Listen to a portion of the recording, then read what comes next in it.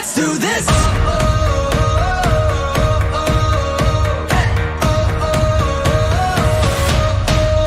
Are you ready for a comeback? Are you ready to fly? Are you ready for the moment? Get ready to ride. Calling all the fighters, calling on survivors. Are you up all nighters? We can take it higher. Let's do this.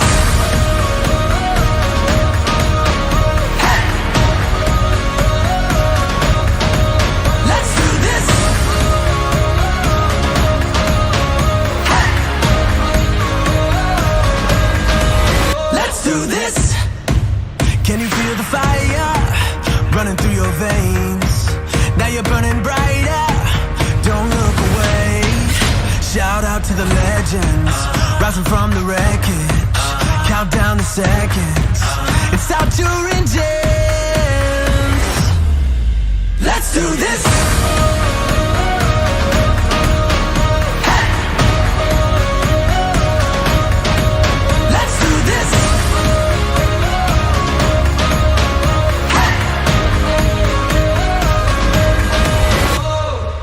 I know we've got a long way to go. I know we've got a long road home. I know we've got a long way to go.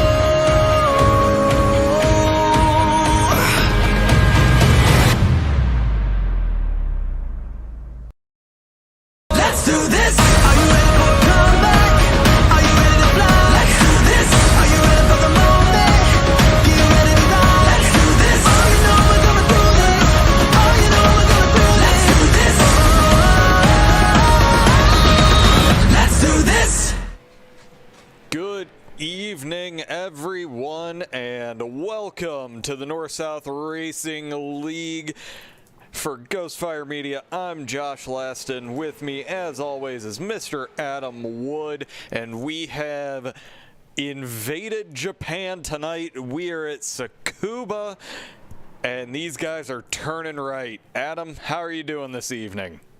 I'm doing fantastic. I love it when these guys come out here and turn the wheels both way, left and right.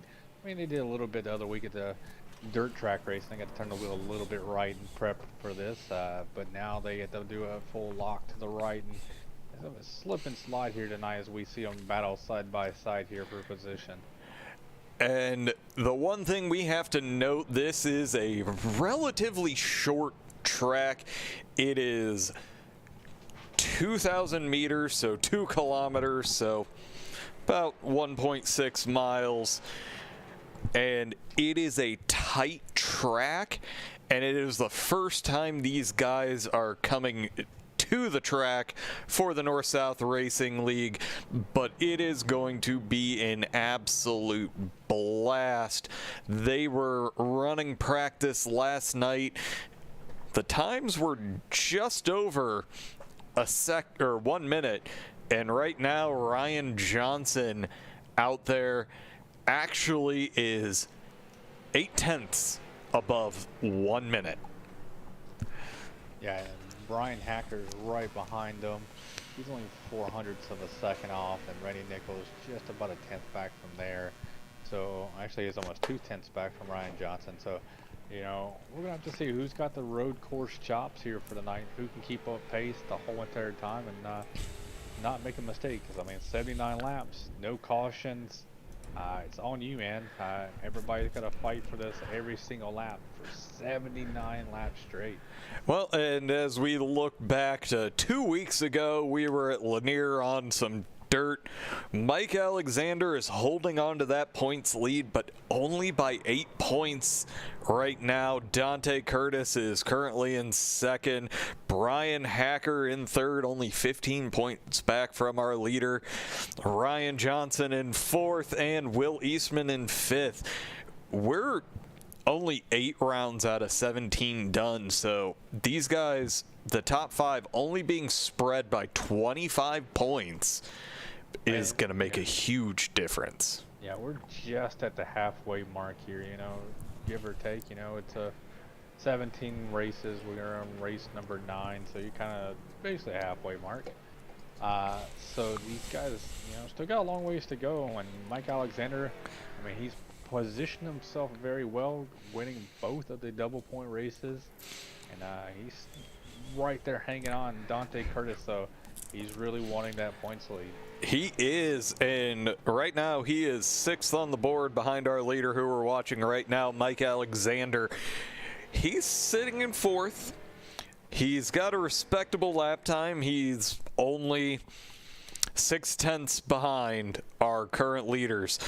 But as we see him get a little bit squirrely out of one of the many hairpins that are around this track, I was running some laps earlier, and you have to be brave on the brakes. You're braking a little deeper into these turns, and especially in these street stocks. Traction is going to be a premium. Yeah, I think these guys are going to have to, I don't know, like, you know, where's the fine line of not overheating your tires, but also sliding your car around to get the best times. I mean, this is a very tight racetrack. As you see these guys just kind of maneuver through here. You got Mike Alexander, Brian Hacker, looks like Randy Nichols in front of him. I mean, these guys are having to slide these cars all over the place just to try and keep up the momentum here. These street stocks don't have the power to get right back in the throttle and pull away, so you need to keep up the momentum as much as possible here. And we're talking about a car that has 4 gears, a track that you're only using 2nd, 3rd, and 4th. And I learned, unlike many other cars and other tracks, it's not a death sentence if you dip that outside tire in the dirt. You gotta feather the throttle a little bit, but these guys raced on dirt last time. Yeah, they can deal with a little less traction. Yeah, I think so. We got Mike Alexander, good 360 there. All right, now it comes time for the qualifying. We have 2 laps to set the best time. We only have 15 people out there. But what we're going to do is Robbie Clavey is going to be the first one out, so we're going to go ahead, do a quick ride along. He's coming through that first hairpin. That is turn 1. Then you have a series of S's right here that you're going full throttle pretty deep into this corner. And of course, we're going to give him a little bit of commentator's curse as he goes ahead and resets. So we'll jump on board with Ryan Johnson. He's in the turn that we just lost. You come out of that hairpin, a little bit of a straight, a right-hander, and then a very high-speed left going through here, and then another heavy braking zone into a deep hairpin. It's banked, so it does help a little bit, but you need to nail that corner because you have the single longest straight on this track as you're coming up to the final turn, which is a sweeping right-hander that it looks like he's going to do the right thing, try to get as strong of a run coming across the line to start his first lap.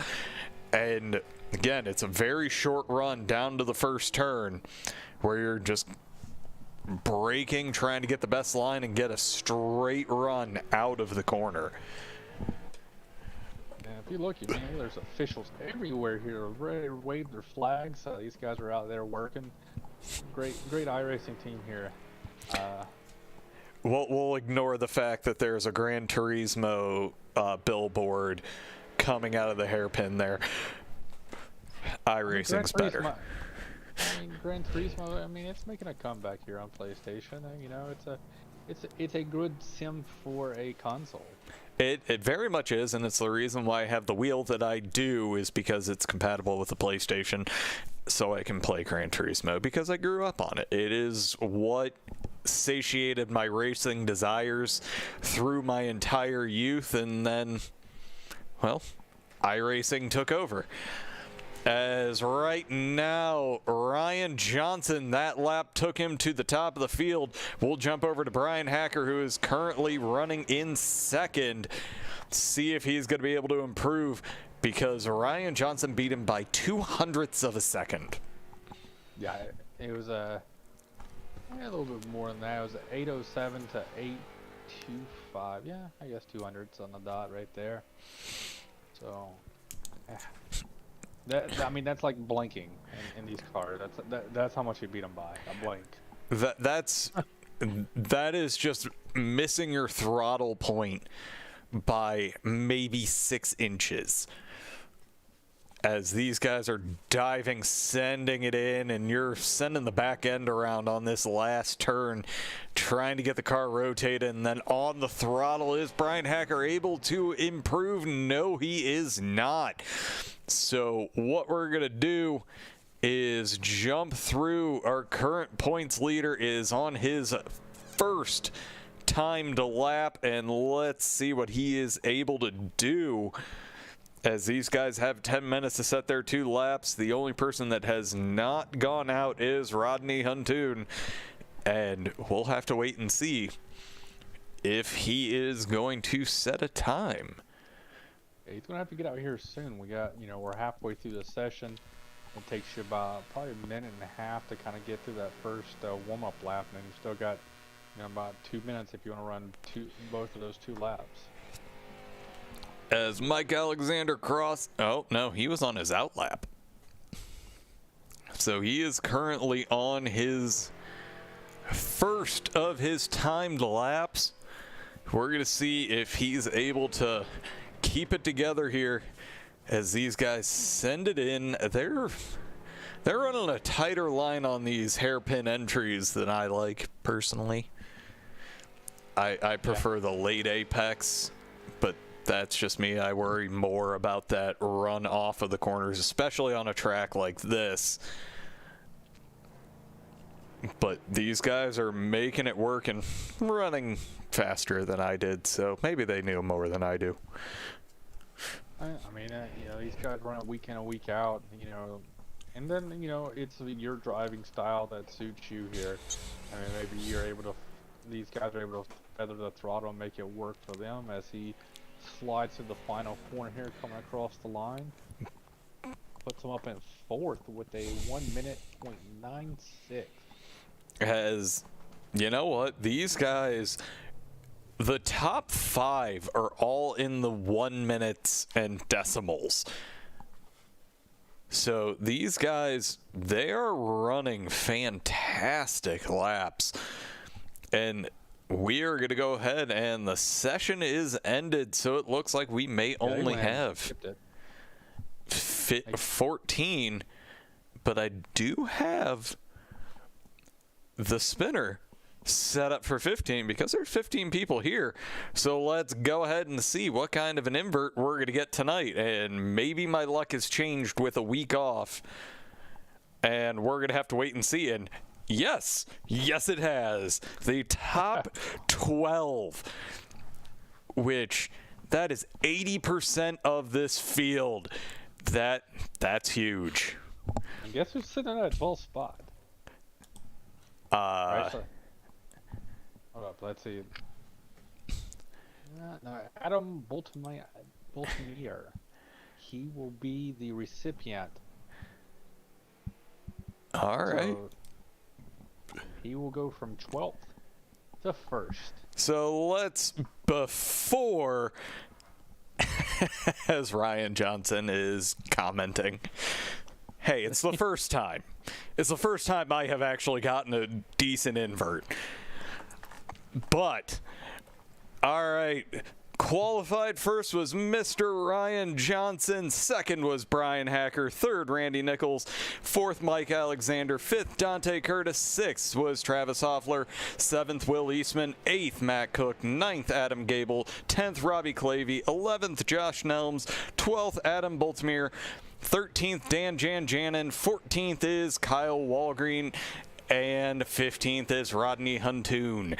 So, again, we're going to end up with this all shaken out. These guys have 79 laps to where it is going to turn into who is going to be the best on their tires. But there's plenty of time and no cautions to restack the field. So once you get past someone, hopefully you're past them. Yeah, I mean, it's gonna be out there. These guys are gonna have to work through the field. They were the cream of the crop, and they're going back up to 12 spots, being inverted. And honestly, the time gap, yeah, this was probably the worst one for some of these guys that were fast in qualifying for me to get a big invert, because those times were very tight. Well, you have that, and there's a chance for cautions at an oval track with a big invert. So if you kind of get lost in the sauce, or you can't get around people, or the field spreads out a little bit too much, then you get the caution. Invert closes the gap. You're able to get past people here and there. But now, if you take too long getting past people here, which there's not many great true passing zones here, you start falling back to those leaders. And again, this makes it to where it is going to be key to keep those tires under control, because if you don't, you're not going to have many passing opportunities. So if I'm one of these guys at the back, well, now at the back, that's what I'm going to do. Is I'm not going to overcook things. Occasionally I'm going to push a little bit harder if there's a path to be set up, but keeping those rear tires under control is going to be mandatory. Yeah, I think these guys are going to have to kind of really watch out for the hard braking zones. Don't overheat it, and sliding it, like you see Mike Alexander here in this corner. You can basically just sliding around through here trying to keep up the momentum. Sometimes you're gonna have to sacrifice that for keeping the heat out of the tires. And luckily, and I hate saying this over the broadcast, one of the things that I was testing, because I run a GT3 league, iRacing hasn't necessarily fixed. If you drop tires in the grass, it cools them immediately. I think they fixed that right before the last, I think, Spa 24. No, they were saying that they were doing it after that because people were taking advantage of it. I was intentionally testing that, and no, it's still there. I could show you the data that I threw a corner intentionally, ran off at the end, dropped the left front into the grass, and rather than a nice smooth cool down during the next straight, it was immediate the second I hit the grass, to where it doesn't drop the temperature, but it expedites the cooling process. So if you do it and then take a little bit of time afterwards and treat it nice, it definitely helps. But you also have to then worry about keeping control of your car. But these guys are on the grid, and as it stands, we're looking at it, but unfortunately Ryan Johnson sitting on that inside lane gonna end up shuffled back to 12th. So they're gonna run 2 laps to get this invert up and running. So they're not gonna go green right here. So they extended it by 1 lap. So they're all gonna start shuffling right now. And what I want to see, I would love to see, is a standing start. But when you have these kind of field inverts, it's not possible. Because I won't lie, I absolutely love standing starts, because I also realize that I'm better at, because I use a clutch. Generally, I can get off the line faster than most people. But yeah, we're sitting here watching the shuffle as these guys are kind of flying around here, and some of them are gonna be in a good position for the points. The one person that we need to watch out for is Mr. Dante Curtis. He was throwing up some great lap times during the practice last night. Only basically losing a few spots here, that's helpful. Especially when you're talking about your main competition, with the exception of Will Eastman, who's going to be starting a row in front of him, they're all behind you. Yeah, I mean, I think it's going to be a fantastic spot right now. And, you know, the fast guys are at the back, and they're going to have to work their way through. I mean, these guys are still pretty quick, but they're going to be in the way for these guys who are knowing that they need to be out front first. But again, there's a lot of patience as we're set up, ready to go. The lights on the pace truck are off. These guys, they can be patient. We have 2 pit stops that these guys are going to have to make on fuel alone. So as long as you can just bide your time, the opportunities will come. So we are about to get ourselves up to that checkered flag, and we are off, and it is the mad dash down to that first turn, and these guys are going in deep. Josh Nelms takes advantage of that inside line, gets himself up into the front of this race, but these guys are keeping it clean through that first hairpin.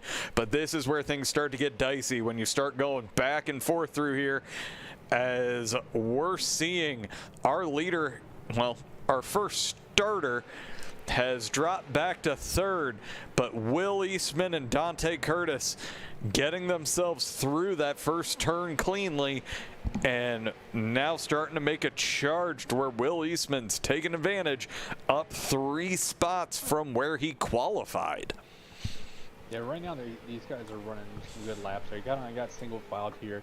Took about 3 to 4 corners there to everybody kind of find a place in line. Now everybody's kind of looking to see where can they throw the move, where's the passing opportunities going to be, how can they set this up. We're on lap 1, but these guys are already thinking about lap 79. As we're actually seeing Will Eastman looking about throwing one down on the inside here on Adam Boltzmere, and he gets it done. Dante Curtis is going to follow him out. Both of them sacrifice their corner exit there to where Dante Curtis, he's going to have a little bit of a fight, and we're going to see who's the most brave on the brakes. He's taking the outside line, flirting with those marbles, but that extra momentum on that banked hairpin is going to get him up into 4th. But right now, the class of the field, Adam Gable, taking advantage of that invert and has opened up a 1-second gap to second place. And we're going to see some fighting here as Will Eastman is looking like he's going to try to get himself set up to get a good run on Josh Nelms going into that first turn. Yeah, he's trying to find a little bit of weakness behind him. See where Josh Nelms is kind of, the weak points are. I think Josh kind of opened the door and was like, hey man, just go ahead and take it. He kind of went wide there and won, and let's leave the door open for Will Eastman. Dante Curtis is going to try, but sets back in line because he's got Randy Nichols there. He can't do too many things right now because Randy Nichols is also fast here on these road courses, and he's right on his back bumper. As that is the case, he is doing everything he can to try to keep himself right there with Dante Curtis, as both of them look like they're going to go around the outside in the second hairpin. Dante Curtis has a little bit of a lockup, makes it to where he's not quite going to get the run on this back stretch. But none of these guys are really going to be able to get too much. We're going to jump back here as Matt Cook's looking down the inside of Adam Boltzmere. He can't quite get it. And some of these guys are doing what I was seeing a reasonable amount in the Indy finale yesterday. Not necessarily looking at the apex, looking to get that extra wide run through the turns, as Matt Cook's going to go side by side. He's going to have the outside line, and he actually gets a pass done before the hairpin. But Adam Boltzmere, now Brian Hacker right there on the bumper. This is a relatively fast section, and it is just imperative that you carry momentum through these turns. That way you can get to this hairpin as quickly as you can. And Brian Hacker is looking like he may have Travis Hoefler right there on the bumper. Is Brian Hacker is looking inside. He's going to throw it down, force a 27 around the long way. But depending on how the run is off the turn, he may be able to fight back. But it looks like Travis Hoefler is going to try to take away that 10th or 9th position going into turn 1. Yeah, I mean, these guys are able to kind of make up at these outside lanes because it's got a little bit of a banking. A lot of these corners here, these hairpins have a little bit of a banking to them. These outside lines are actually working. It helps keep up the momentum for these guys going down the next straightaway. So, you know, it's not a hindrance for these guys to be up here because, you know, the inside line can't just put down the power and leave them in the dust because these street stocks just don't have the instant torque off the line. As we look, it looks like Brian Hacker was about to try to cross over, but I got to come here. Right now, Dante Curtis, Randy Nichols is not leaving that bumper alone. Both of them go out wide, and that's not an off track until you get off the green. But yeah, Randy Nichols. These guys, as Randy Nichols gets a little bit loose through the exit of turn 1, and that's going to give Dante Curtis a little bit of breathing space until we hit the next hairpin. Yeah, Adam Gable, though, he's putting up some good lap times right now. He was faster than Will Eastman, and so he's holding off them. But Dante Curtis and Randy Nichols, they're coming. They're knocking 3 to 6 tenths off of their Adams Gable's lap time on that last lap. So Adam just needs to stay consistent. Being out there, he's running pretty good lap times. You know, when somebody's running that comparable lap times, it's going to be hard to pass.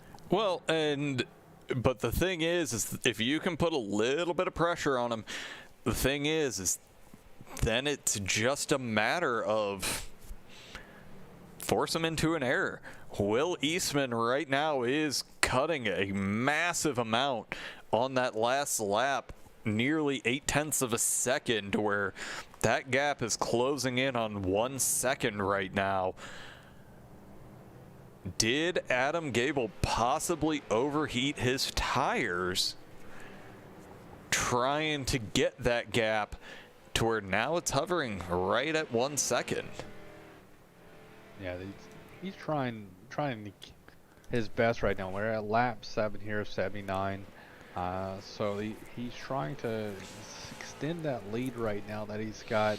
It's just hovering about 4 tenths. But Will Eastman's coming. Dante's pressuring him. Then Randy Nichols is pressuring Dante. And then slowly closing the gap is Ryan Johnson back there. It's about 2.5 seconds back from these guys. Well, and as we look at this, he's closing in on Brian Hacker, and we look at these sector times. Through the first half of the lap, he's nearly a second faster than... Oh, I'm looking at the wrong one. That's them pulling away. So, yeah, they're running relatively comparable, but I got to get up here. Once again, this... 2nd through 4th, these guys are right on each other, and Randy Nichols is throwing one down. Dante Curtis looking like he's going to try to cross him over. It's going to be a matter of who got the better exit. And right now, Randy Nichols is up into 3rd as Dante Curtis looks like he may try to throw one around the inside, but can't quite get the job done. And gotta jump back here. Mike Alexander hasn't quite made his way back through the field. Gets the pass done on Robbie Clavey to get himself up into 10th. And now is setting his sights on Adam Boltemere. Yeah. Ooh. Well, up front, we had Randy Nichols slide right there. Dante Curtis had to check up real bad for him right there. Not much time lost between them, but it could have been a big mistake right there for these guys. And that's the thing that I'm actually really excited to say is we haven't really had that one big incident. Everybody's been doing a reasonable job of keeping things on the track. There's a few that I'm not going to call people out for. But it has been a relatively clean race at this point. Some of these guys are starting to, again, not hit those curbs. Give it a little bit of an extra wide run as we're seeing Travis Hoefler do everything he can to try to get around Matt Cook. Matt Cook gets a little loose out of one, but not quite loose enough to make it. So Travis Hoefler can get himself up there and fighting. But jumping back up to the front, Adam Gable, now only 6'10", says, oh, these guys, as we have contact, as Randy Nichols gets into the 13. At least Randy Nichols was a gentleman and got him straightened back out, but that opens up the door for Ryan Johnson to get that inside line going through the final turn. And he should be able to get that pass done, and Dante Curtis definitely going to look to take advantage. That car's got a little bit of damage, but probably not enough to impact his driving, just really to impact the aero. Yeah, these guys are having a, struggling right now right there with these guys. Randy Nichols trying to get to it. We saw Adam Gable, he just locked it up going in that hairpin right there. I wish these tires, could emulate the flat spotting effects that happens right there. Not just the heat in the tire, but the flat spotting that these guys would have to go through when they lock them up like that. I'm very glad that iRacing does not model that, because I would be in trouble.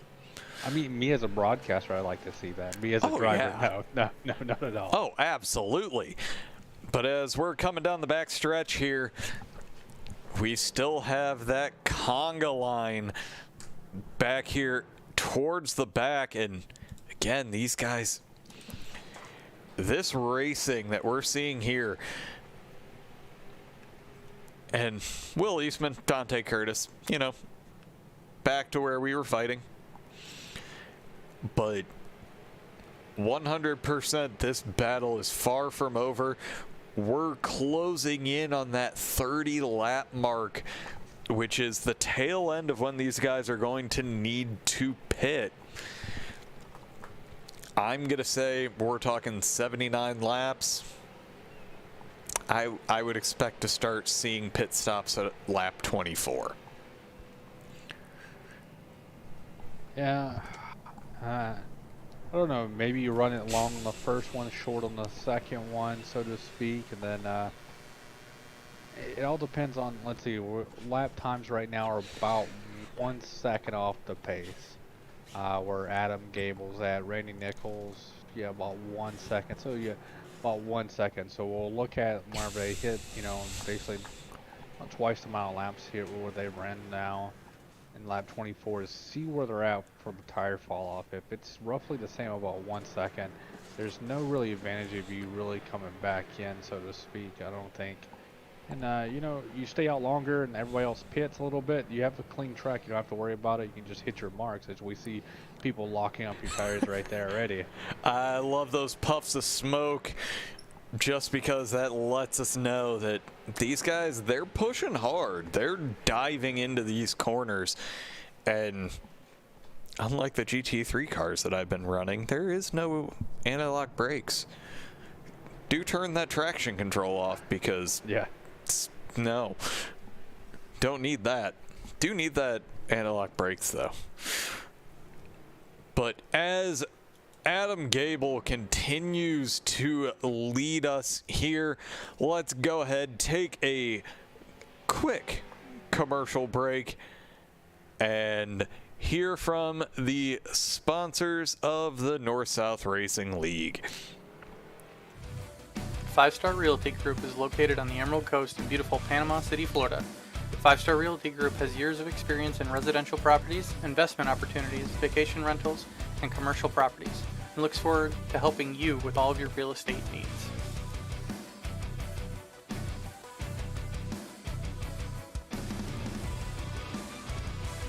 Kelly's Custom Engraving is a locally owned and operated business located in Wellville, North Carolina, specializing in custom engraving of wood, leather, glass, acrylic, and many more materials.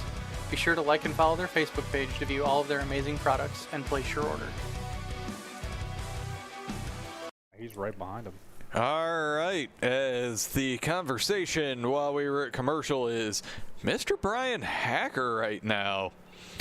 He is killing it as his lap times to Dante Curtis. He is closing that gap quickly. Dante Curtis he could be being held up by Will Eastman in front of him, but averaging it out over the past 4 laps, he is a half a second faster per lap to where he is now joining this train, and the top 6 are all within about 3 seconds of each other. Yeah, Brian Hacker, I mean, he had to come from a while back. He had the EOL for winning lap at the dirt, and he had to drive from the very, very back. So, you know, he's made his way through slicing and dicing, and he's there. So now they're just going to have to try to work his way through it. So he went through the people that are pretty good at road courses. Now he's at the drivers who are really good at road courses. So finding the flaws here is going to be a little bit more difficult than it was before. And that's the thing is, as we're on board, he sees everyone, and we're seeing these guys. They're starting to get a little more loose than we were seeing on corner exits. And that's what Brian Hacker's wanting to see, is occasionally those rear ends, you get to see some of the side, and especially coming out of this corner, this is important to hit. And whoever gets out of here the best is going to have a nice long run. And these guys are running those gears deep. Which, at this point, why not? You aren't going to blow an engine. We have Adam Gable under pressure right now by Randy Nichols. Randy Nichols got to the back bumper going into turn 1 here. And he's looking for that slightly different line, seeing if that may be able to give him an advantage. Ooh. As he blinks out, which that's never fun.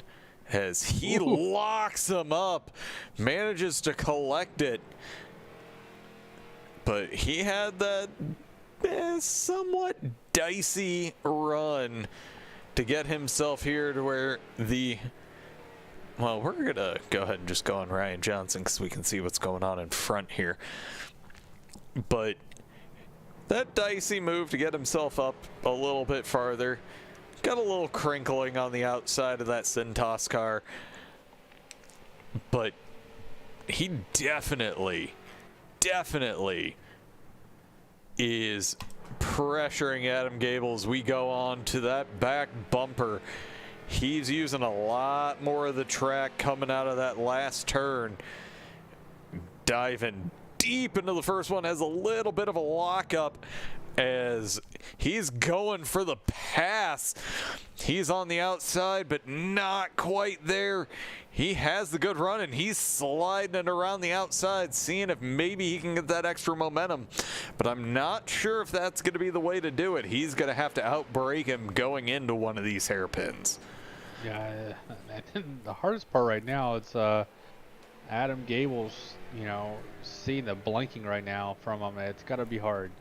Well, as Randy Nichols goes a little deep into the corner, but gets a good run off to where if he didn't have to lift coming out of the corner, he is going to be able to get down to the inside.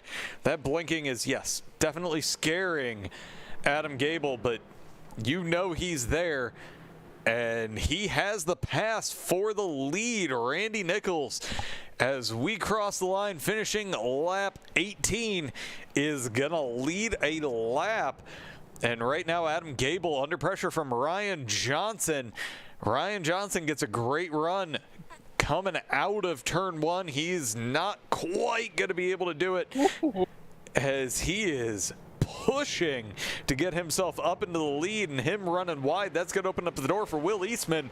And sure enough, now the excitement's coming because these guys are closing up, and potentially Adam Gable, in his push to stay in the lead of this race, is becoming a little bit of a roadblock as these guys are barely escaping an incident going through that final hairpin. But it's getting dicey as we're coming up 2 pit stops. Yeah, it's just looking at these guys are, it's like blood in the water. Finally, somebody got to Adam Gable and passed him. Now everybody else just really wants to get by him. So they just smell the blood in the water, and they're trying to attack as quickly as possible so they can get around them. As we see Ryan Johnson does get that done, as it looked like Adam Gable locked up going into the first turn. So now Ryan Johnson has to set his sights on Randy Nichols. Randy Nichols has opened up a 2-second gap during this fight. And potentially Randy Nichols, through everything that was going on with him through that whole process, may have been held up and backing up his corners where he's got some nice fresh tires. But Ryan Johnson now has his sights set to close down that gap. And again, we're closing in on pit stops, so it's who has the best tires and who is the brave one to go in. I don't know, man. I think for me, I personally think unless my lap times were dropping off too significantly, I would want to stay out as long as I can on the first run. The second run, that's where I started to figure out where do I want to come in. Where did I fall off, or where did I gain on this first to second run? So these guys are they're closing in on that 2-second mark in terms of lap time lost. And I'm going to be honest. I want to be that first person to pit, but you have to nail that in lap. The pit road entrance here is right before this final turn where we can see that the pit road, it starts there.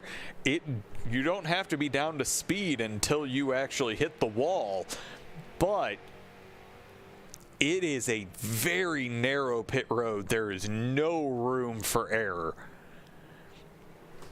So you have to nail that in lap and get back out on track, remembering you're on cold tires, and survive. But you need to put in that perfect lap. As we see Brian Hacker get a little bit loose, Dante Curtis is just barely too far back to take advantage. And it's a relatively slow section through here, but it is relative to where it's probably one of the slower sections of this track, because you're coming out of that turn. If you nail it, you're in third, but you also have that right-hander that you have to slow down for. These guys are starting to spread back out ever so slightly. We're probably seeing those tires start to really make a difference as Randy Nichols still over 2 seconds in front. Yeah, once he got out there, he kind of started pulling away, but we're going to try and see Ryan Johnson. He's about 0.3 off his pace right now. I mean, it could be that Ryan Johnson had to come from further back, pushing a little bit harder, kind of heated up his tires. For him, it makes sense. I think Ryan Johnson could probably come in around lap 25 to 26, try to undercut it just a little bit to get that one one lap ahead of him, which is about 2 seconds as of right now. So, you know, he could do that. He could leapfrog him there. There's a lot of different things that could happen. I mean, the pit, let me look at it right quick. Was it 28 to 31 laps, depending on how these guys are driving. So, and that is a fuel run.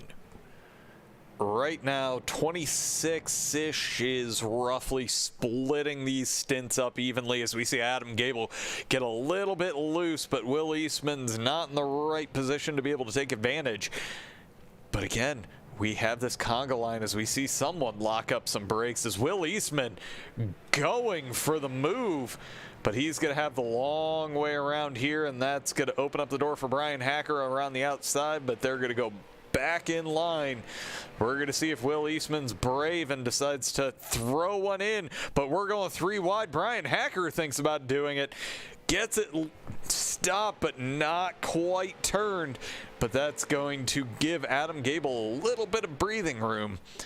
And honestly, the two people that have the most to gain from that is Ryan Johnson and Adam Gable. Adam Gable has done an admirable job of taking advantage of that invert, keeping himself in 3rd place. He's under pressure. The tires have to be going. If I'm in either Ryan Johnson's shoes or Adam Gable's, I want to be that first person to pit to where everybody else has to react. But I still get that 1 lap.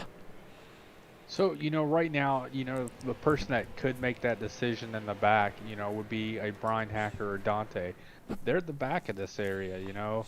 And you got Travis Hoefler. He's actually coming up too. He's if you look in the very back, you might see a white car coming into play. He's gained a lot of ground on these guys.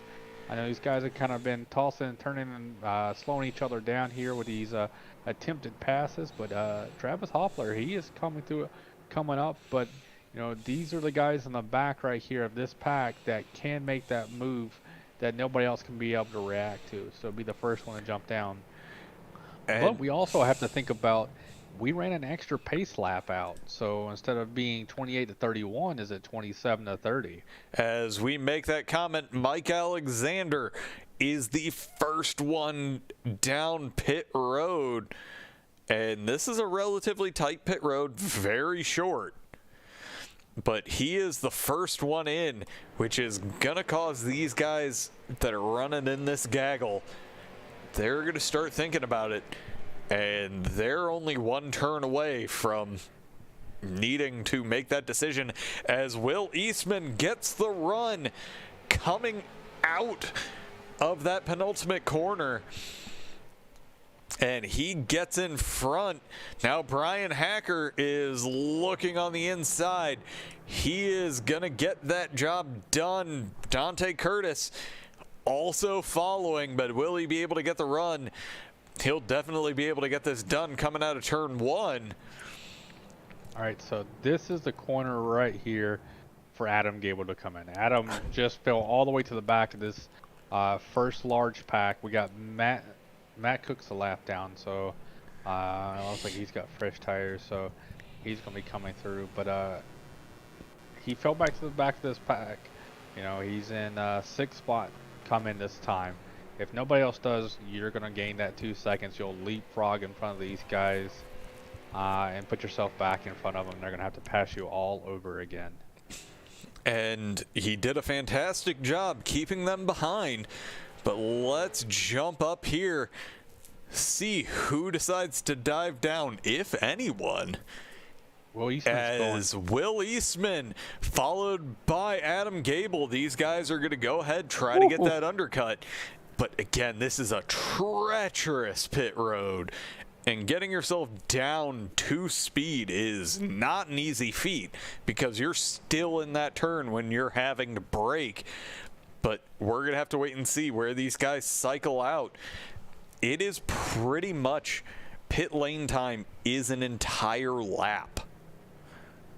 Yeah, and I was hoping to see Travis Hoefler.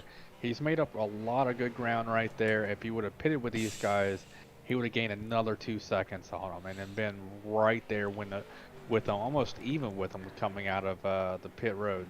So I was shocked he didn't come in as well.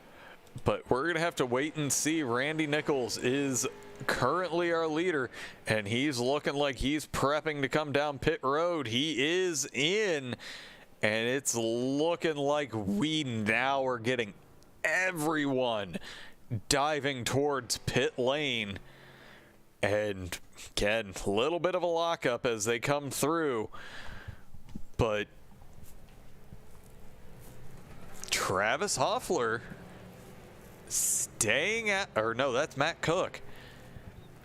But Matt Cook, he's already pitted, so he's getting his lap back there.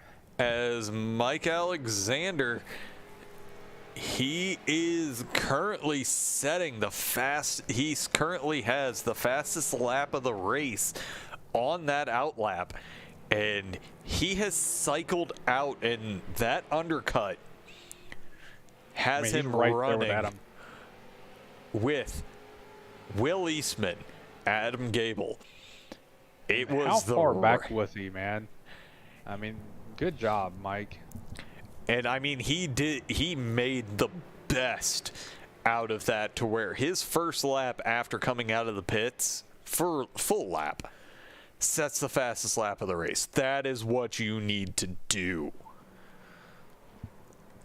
Yeah, he pitted only 2 laps ahead of Adam Gable and Will Eastman and made up all that time right there and put himself right there where he needed to be. As right now, these guys are all cycling out at the exact same time.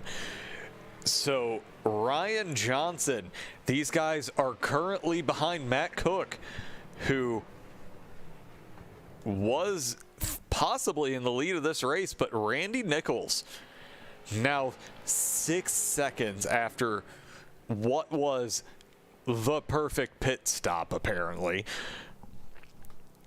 to where he was over 1.5 seconds less on pit lane.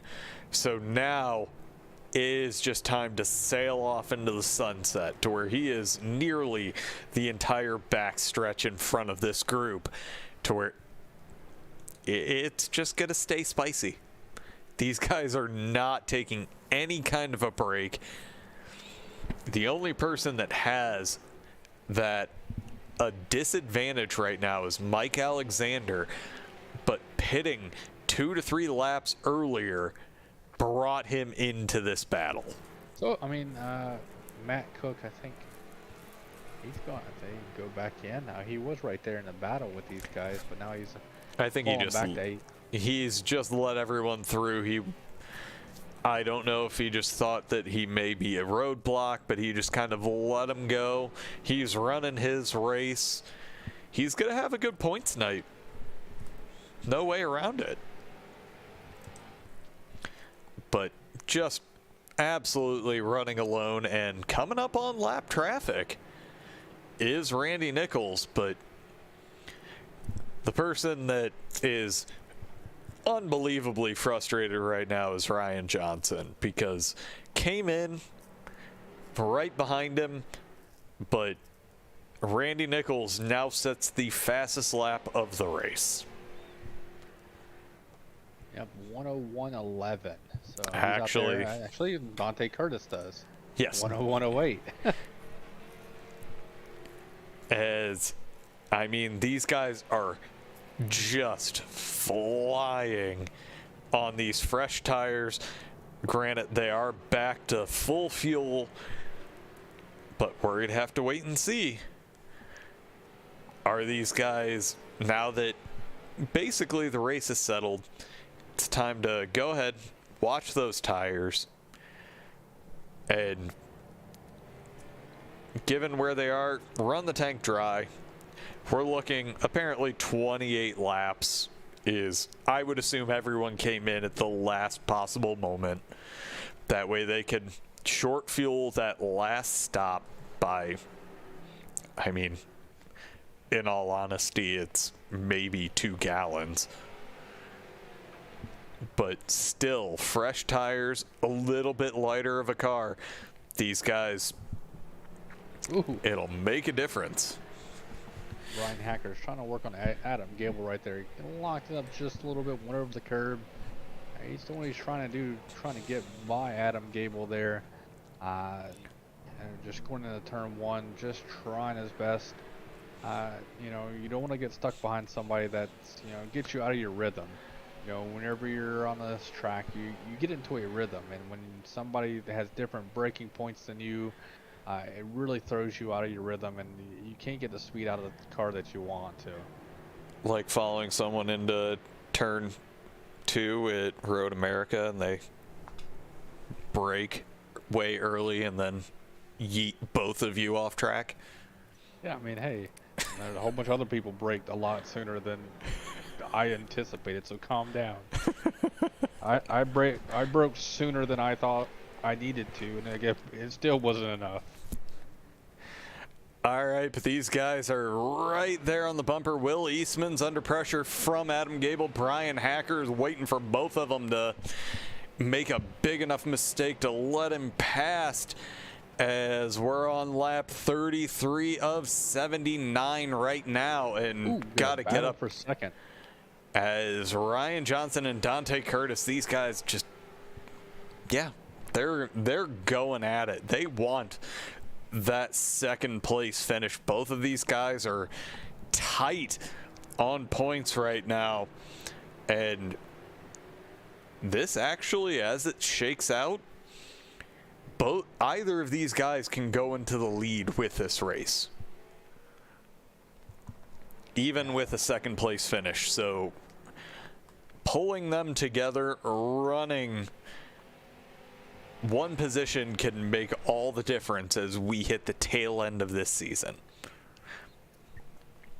And Ryan Johnson right now is just trying to hold on. He had a pretty good lead over Dante, but Dante is putting on some bad fast laps right now. We don't know what's going on. Ryan Johnson could be conserving his tires just a little bit to have a little bit later on in the run here, try to baby the tires to start off with, not put too much heat in the first couple of laps. Maybe that's what he's doing, and now he's trying to pull away from Dante. At least give himself a little bit of a cushion, make it to where he can be a little bit nicer on the throttle coming out of these turns, because, I mean, right now, there is no way around the fact that that bumper has a lot of blue right there. And running slightly different lines through that last turn, Ryan Johnson should be able to carry a little bit more speed running off the curb. But now Dante Curtis, it looks like the big difference between these guys is turn 1. Ryan Johnson doesn't quite brake as late as Dante Curtis, and a little bit off track there, and Dante Curtis is trying to leap right into it. He's going to try to do a crossover. These guys are looking at each other like crazy now, just trying to go where the other one isn't. And if there's a place that you're going to dip a tire off track, it's there. Because if you end up on the inside, if you end up on the right side going into that turn, it's nearly impossible to pass around the outside around that next turn. So he is in that perfect position. So Adam, I'm going to ask you, because you can look as Ryan Johnson gets really loose out of the last turn. What time is it in the sim? Let's see right now. Trying to find it. There we go. 5:06 p.m. All right, I was just curious because we're looking like we're in that golden hour to where that sun is looking a little low. And it means the track temperature is going to fall. And these guys have run enough laps to where there's a good layer of rubber on the track, as Ryan Johnson is currently catching some lap traffic. I'm wondering how much light there's going to be as we hit the tail end of this race. Yeah, right now, track temperatures drop down to 71 degrees right now. You know, I think it's the air temperature is 67 degrees out here, so these guys got some time. I don't think the sun's gonna go all the way down, but it's gonna become a factor.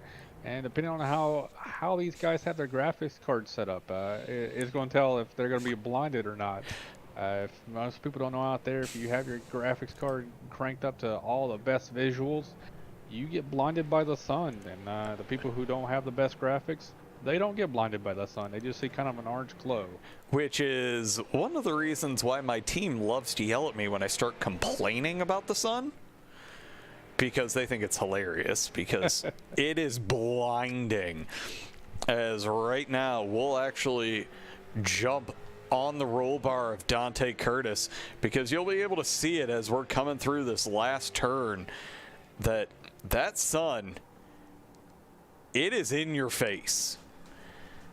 And it is blinding. It doesn't help that I use VR, but it definitely is going to create just that extra level of uncertainty going through that turn. And again, it's one of those that you need to nail the exit to be able to get what is the second longest straightaway on this track.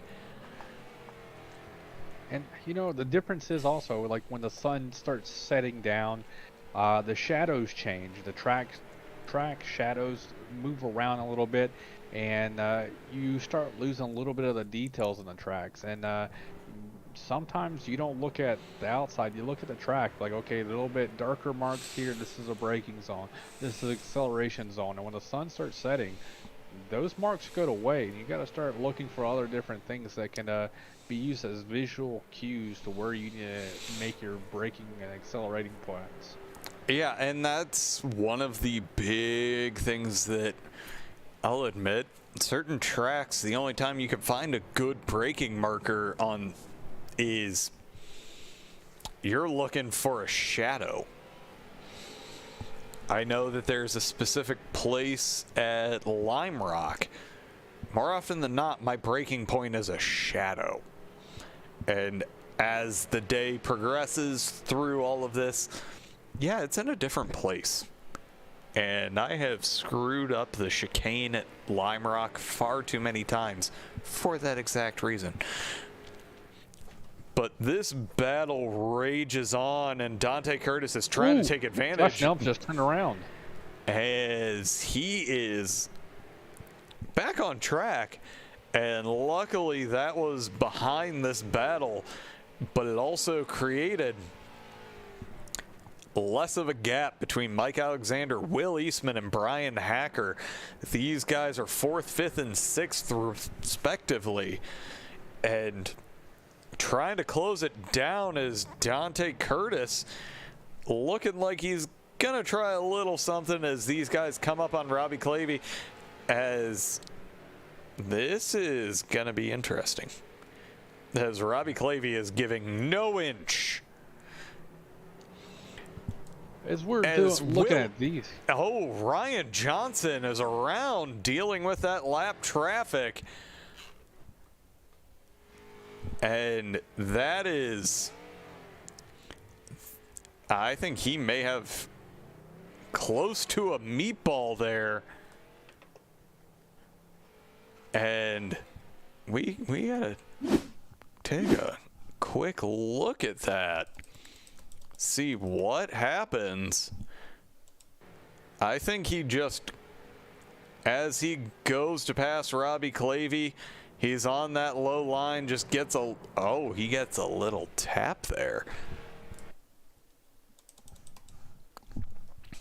Let's actually go to the chopper. See.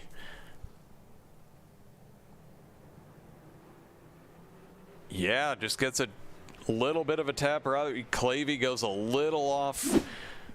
Has to get himself back on the track, and unfortunately that is probably going to spell the end of Ryan Johnson's night. And unfortunately, the best battle we had on track, because those guys were fighting hard. But now we've got Mike Alexander and Will Eastman. These guys are gonna go ahead and replace that battle for us. Yeah, these guys are battling. These guys are battling really close. And Mike Alexander, I mean, he's able to hold on. He pitted 2 laps ahead of these guys and is able to overcome it and get the pass done here. As he had possibly not the best lap, but his second sector, which is pretty much where we're at right now, that was where he gained the advantage, and right now he's just sailing away as Will Eastman is about a second slower through that whole area and now just dropping back. And now that things seem to have settled down ever so slightly, let's go ahead and take a quick commercial break as we're hitting the halfway point of this race.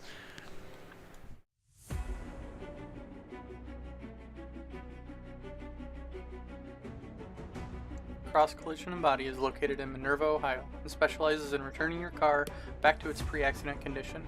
They work with all insurance companies to fix your car the correct way.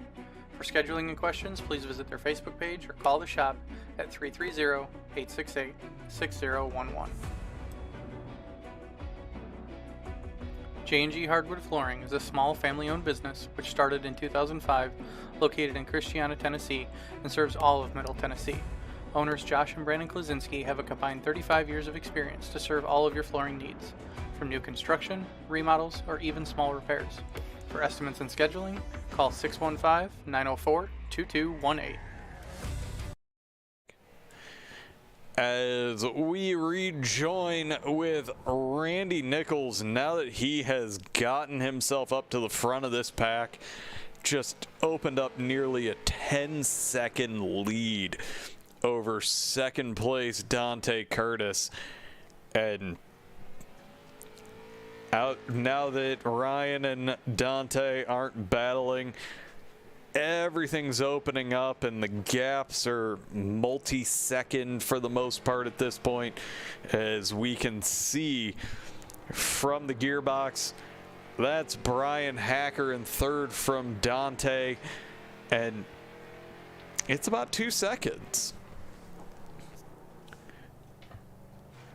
And that's what this looks like, because again, we aren't seeing normal stock car speeds right now. The fastest that anyone has been out on track was Randy Nichols at 1:16. I see Dante Curtis. Oh no, it just changed. It changes with 119. each lap. But right now, Dante Curtis, I mean, he's knocking off. That lap he did 5/10. The lap before that was about 2.5 tenths. So Dante is knocking off some time here and there per lap since getting into second place now. So, but will he be able to catch him though? That's the biggest thing. I mean, he would have to undercut him by at least 2 laps, and then just slow down some blistering lap times, about 7 laps in a row, to kind of basically get right back with him. And we are at the halfway point, about 10 laps away from the next round of pit stops, but we'll have to wait and see what Dante Curtis on this last lap, how much ground he was able to make up. He's made up close to 2 seconds over the past 5 laps. That gap, now that he has clear track, and Randy Nichols, it's smooth sailing right now for these guys. And let's actually change that to positions here, because that helps a lot. Dante Curtis is going to have a few people that he is going to need to get past. That may actually be how he closed a little bit of that gap, but right now, Randy Nichols has a clear track in front of him. And with a 9-second lead, no need to push. He can save those tires, try to tick off consistent laps, because he's about a 1.5 seconds slower than his fast lap. Yeah, I mean, you just go out there and just run your laps, hit your mark, and that's all you have to do at this point. No major mistakes, just run good laps. They don't need to be great, they don't need to be stellar, they just need to be good. You have a huge buffer, and you have to have a huge major mistake before Dante is going to be closing that door on you right now. But that's the thing, is they're running nearly identical lap times now that they have clear track in front of them. Brian Hacker is running similar-ish lap times, about 0.3 faster on that last lap.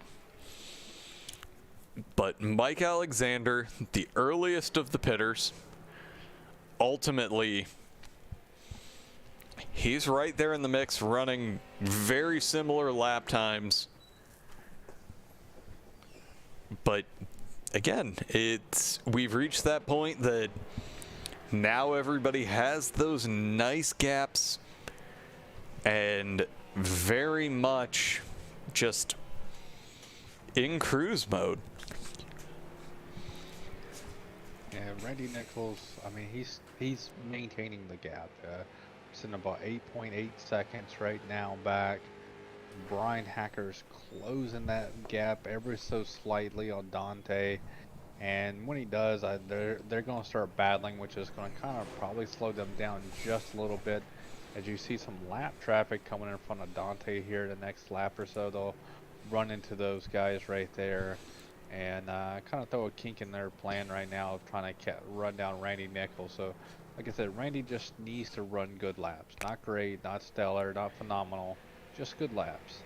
As Dante Curtis gets past the first, and now looking to get around the second, coming through that first turn, as the 36 is being a gentleman, gets out of the way and lets these guys get past without too many issues. As we have Gary Eschen out there commenting about the fact that these are snooze fests. You know what, in all honesty, maybe the occasional full course yellow wouldn't be the worst idea, but at the same time, it forces you guys to focus for the entire 79 laps. The full course caution is good for the fifth on back. The top five, they don't want to see it. Even if you're running fifth really far back, you don't want to see it, because you know if you regroup, something could go wrong, and you can quickly go from 5th to 10th to 12th. And there's no hope of coming back at that point. So, you know, the people who were hoping for those full course cautions are the ones that are a little bit further back in the pack. Well, on the bright side, I have to call it out on air. I have to throw a special shout out to my wife, who just delivered me a beverage because I didn't come prepared for this tonight because I'm a week out of practice. But right now, Brian Hacker and Dante Curtis, these guys are looking to make it to where Gary Eschen can be entertained, because now the gap is down to about a 0.5 second. As again, we're closing in on that time to pit. And I would say that the pit window is most likely open for these guys to be able to run it dry. So the undercut is very much alive. If they say it's 28 to 31 laps, we're sitting right there on the cusp of that. 56 would everyone pitted. The latest pitters were 28. Yeah, but they had to run the extra lap at the beginning, so we have to take that into account for it too. So at the beginning. They weren't full out, but that's an extra cruising lap that they wasted a little bit of fuel. So, I think these guys, could come in now and be okay with it. So, I mean, looking at Brian Hacker, you're right there trailing Dante Curtis. Make a surprise dive in the pit road, you're going to come out ahead of them. But Brian Hacker has closed down that gap. He is right on the bumper of the 03. And Gary, your fine is the fact that this is your drop. Cale Curtis, are you not entertained? You have to realize, as we see Mike Alexander right now, this is lap 28 for him. He came in on lap 25, and he is currently making his way down pit lane. I'm also the same person that will wake up at 7 a.m. to watch Formula One and then eat lunch, mow the lawn, and then watch Indy. Sorry, I have a deep love for road racing. But this battle is starting to heat up as these guys...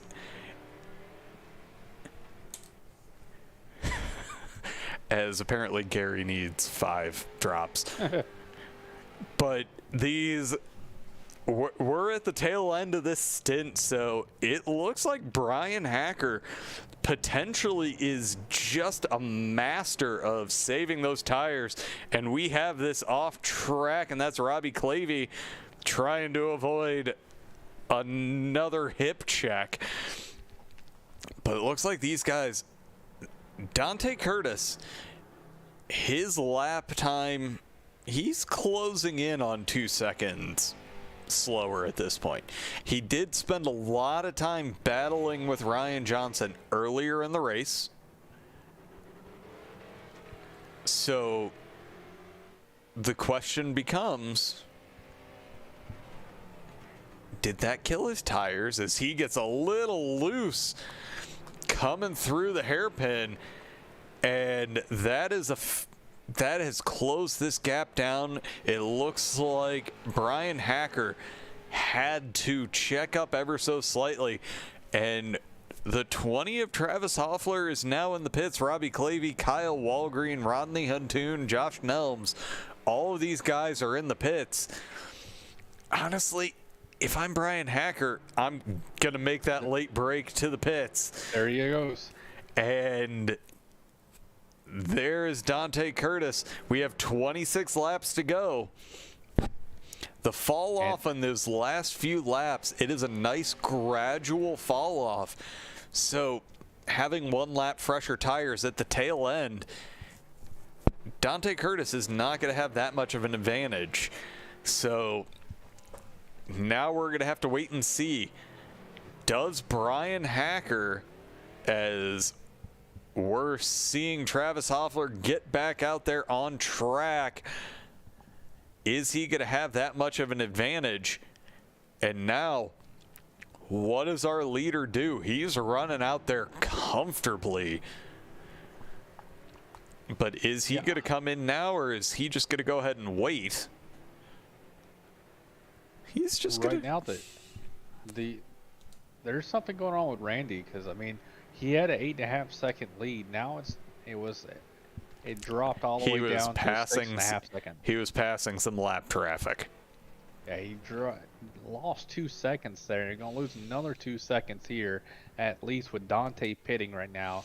After Dante pitted last time, he put the fastest lap down on the track. So we'll have to see what he can do here. So I could possibly get almost 3 seconds here on Randy Nichols, as Randy Nichols just had to get through a little bit more lap traffic here sitting out front. But right now he's got a lot of green track ahead of him. But he has to come in on this one, I believe. All right, Brian Hacker is currently back out on track, 1 lap down, but right behind Randy Nichols.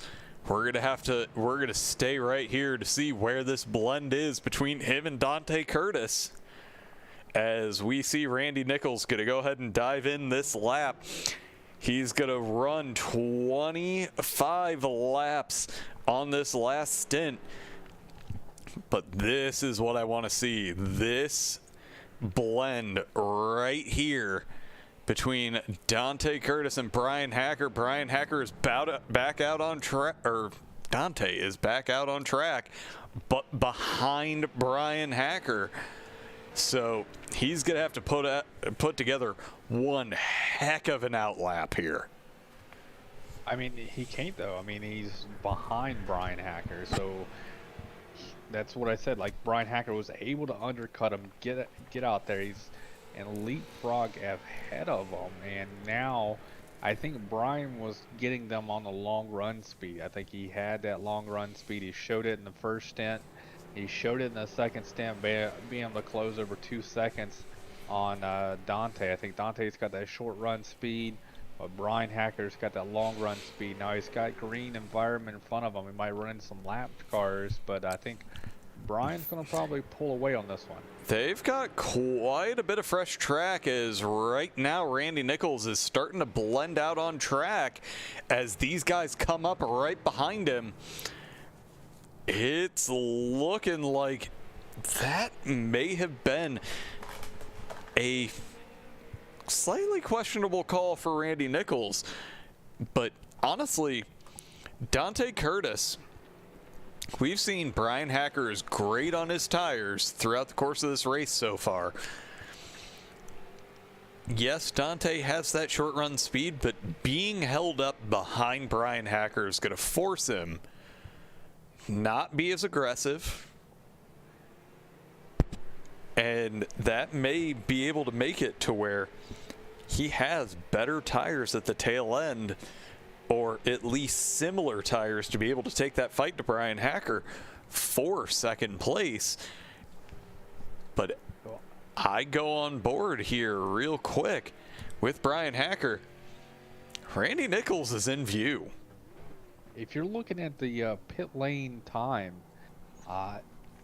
he lost 5 seconds to both Brian and Dante. He has overall 107 to their 102 for it, and his pit stop time was 5 seconds long, or just about 4 seconds longer than these guys. So, 4 second longer pit stop time plus an extra 3 seconds on pit road. That's how much time he's lost to these guys, and it shows that he had a comfortable almost 7-second lead coming in, and now he's barely at 2 seconds. But here is my logic on that. He had that comfortable lead. He's shown he's very capable of pulling a massive gap from these guys. I'm going to go ahead and be very conservative, make sure I don't speed, make sure I have all the fuel, because that would be my guess is on the longer pit stop is these cars, if you're taking a full tank, you may as well get all 4 tires because it's longer to fill it.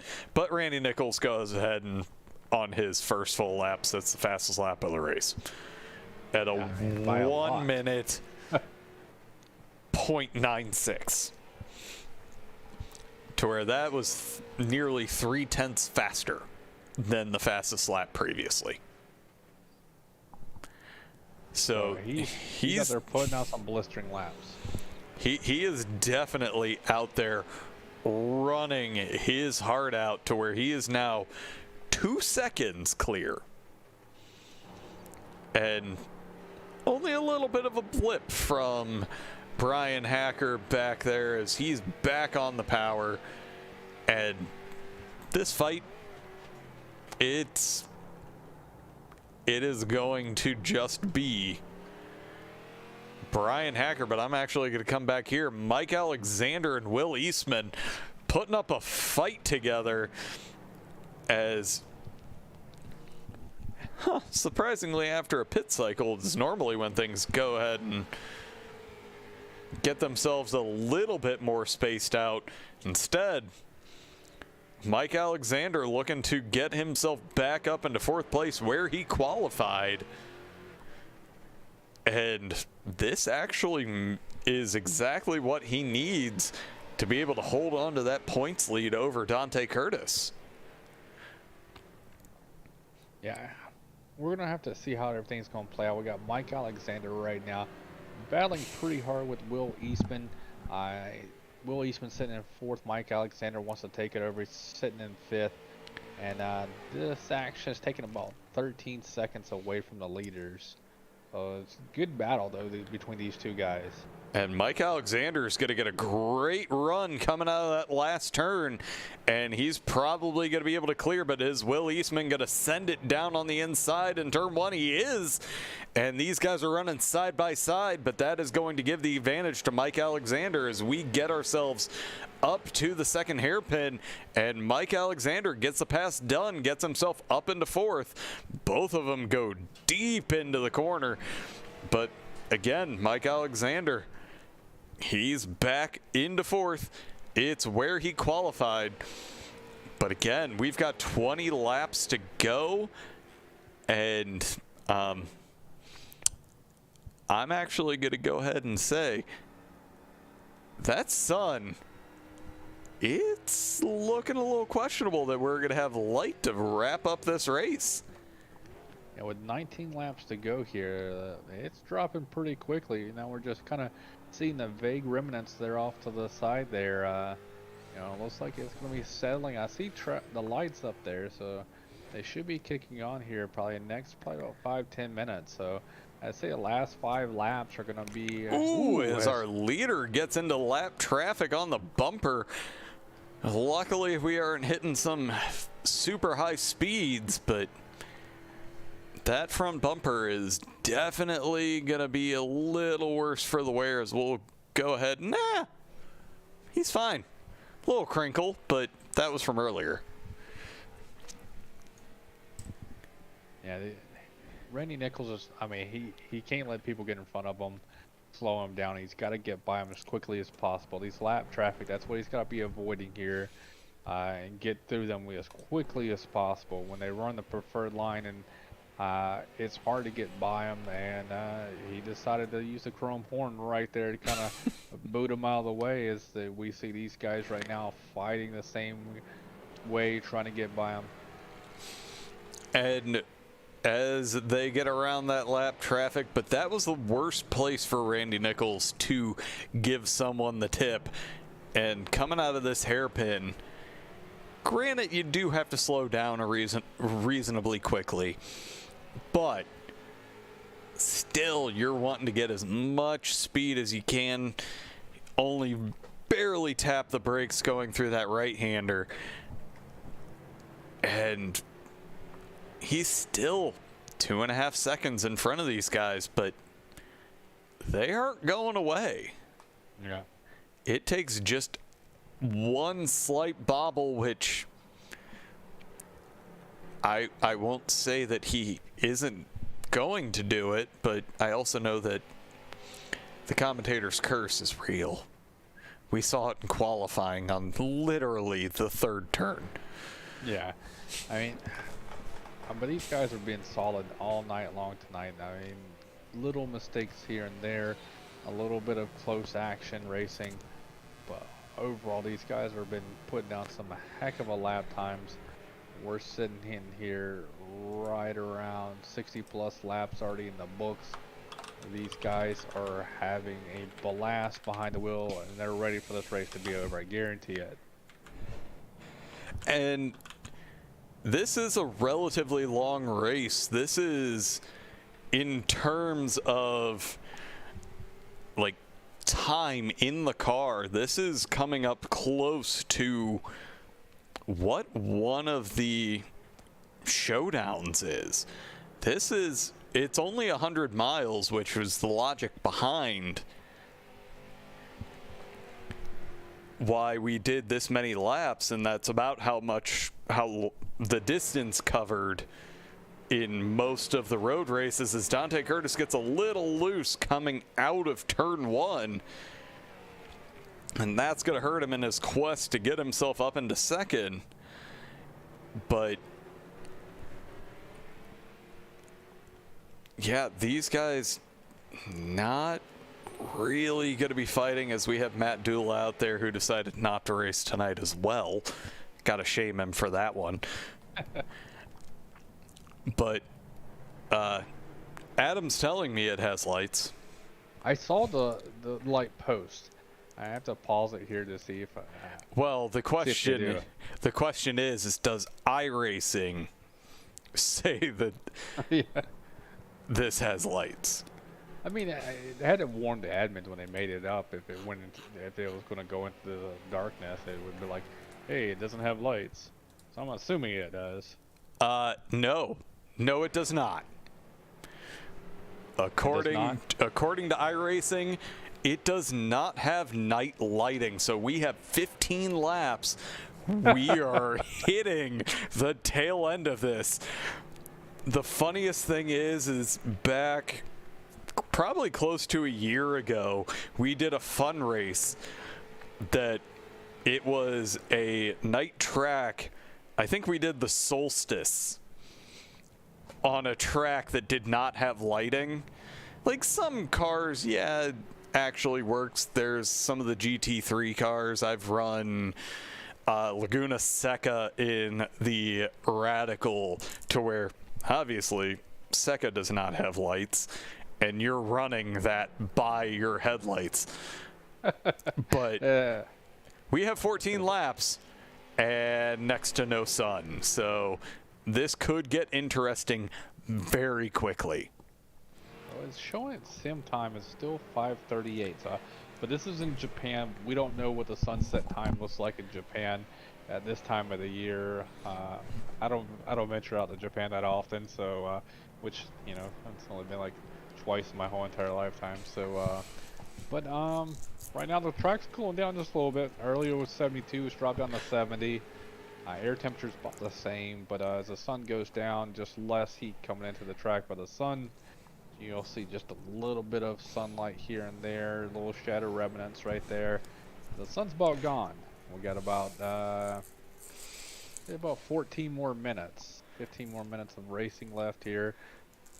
Well, here's to hoping that we still have some light, because otherwise we may not even be able to show it. Do we have the fancy cameras like they do on broadcasting that can filter out to grab as much light as possible that's out there than what it's actually out there in real life? I have no idea. So we're going to have to wait and see. But with 13 laps to go, Randy Nichols is actually coming under a bit more pressure from these guys. The gap is now under 2 seconds to Brian Hacker. And I'm curious if that little bit of a bump is actually slowing him down the straights. Brian Hacker on that last lap, his top speed was 114. Dante Curtis 116. But Randy Nichols was only 113, and they're hitting it right now. This is where they are going to be fastest. Yeah, I mean, if you look at it in the last run as well, I mean, Brian Hacker came on at the end in the very first stint. Brian Hacker came on the end. So I'm saying Brian Hacker has that long run speed. I mean, Dante Curtis is right there with him, though. He's on pace with him right now, not letting him get away. And I think he's able to save because he's behind him. I don't think he's really pushing too hard right now. And just following the leader, using the draft where possible. I mean, they're taking him down little by little. This last lap was just underneath 1.5 tenths they took off of Randy Nichols. So Randy's, slowly, his lead's slowly getting chipped away. Brian Hacker, over the last 3 laps, has cut close to... He's at over a half a second off in the last 3 laps. And there's a reasonable chance that part of that is the fact that Brian Hacker is running ever so slightly faster. But let's see what happens when they cross the line here. I don't think he really cut much into that lead there. No, it was actually a dead even lap for them. But Dante Curtis was faster. Yeah, I mean, Dante Curtis just has nowhere to go, and then you start trying to push it, you ruin your chances of actually getting to Randy Nichols. I think you have to kind of weigh the pros and cons, knowing that Brian Hacker has what it takes to get to Randy, because if you start trying to push on Brian Hacker now, you'll just slow each other down. That just takes your time away of actually getting to the leader. But the big thing is again, if they can close that gap down, get it under a second, and I mean, we're going to be crossing the line with 10 to go, and they are cutting into that lead. If they can get a little bit closer, get some of that draft down these straights, it'll close up a little bit quicker. And hopefully, we may be able to have a three-way battle for the win to close this out, assuming the sun cooperates.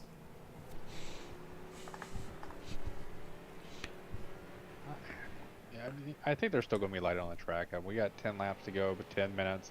I don't think the sun can drop that much in 10 minutes. They're still seeing peaks of sunlight right there. I think we're still going to be on track to having somewhat of sunlight here the last little bit of laps left.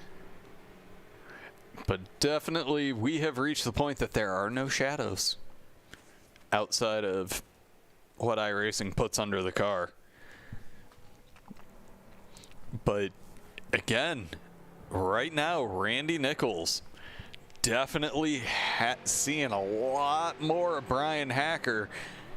And this is going to be one of those situations that if I am Randy Nichols, I'm glad I was the last person to pit. Because 2 lap fresher tires than Brian Hacker.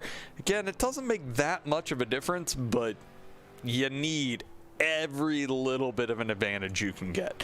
Because as we go on board here with Brian Hacker, as see Randy Nichols get a little out of sorts, that has closed this gap down to under a second in the worst place for that, as we see him swerve right to make it to where he can't take advantage of that draft. That's a smart move. Yeah, I mean, Randy's fallen back just ever so slightly, about a second from last time we really talked about the times. And Brian Hacker is closing in here at the end. We're sitting at 8 laps to go. Closing in on him, getting close to that back bumper is one thing. Getting by him cleanly is a whole other ball game here. But again, makes it interesting for us, as right now it's under 6/10. Dante Curtis has fallen off a little bit. He's at 1 second behind these guys. So Brian Hacker closed down the gap. He's right there. And again, it's just as we see a lockup from Randy Nichols. Ooh, he's drifting. He is now getting a terrible launch out of that corner. We're seeing Brian Hacker look down the inside. He's getting pushed down by Randy Nichols. And with 8 laps to go, Brian Hacker on the inside of the 69. Who's going to get the better run? Who's going to lead this lap? Brian Hacker is going to stay in second, but he's going to have the advantage going into turn 1.